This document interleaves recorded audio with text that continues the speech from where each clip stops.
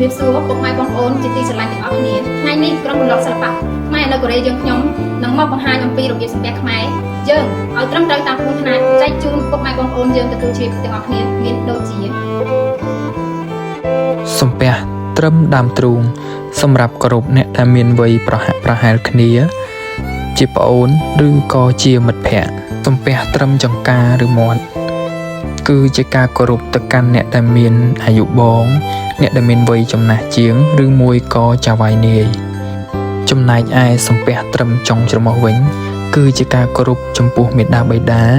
ជីដូនជីតានិងគ្រូបាអាចារ្យជាដើម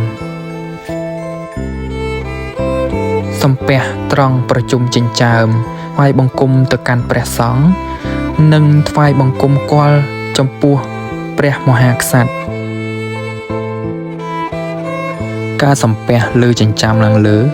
គឺជាការសំពះបួងសួងចំពោះឥន្ទព្រំទេវតាព្រះពុទ្ធអ្នកតា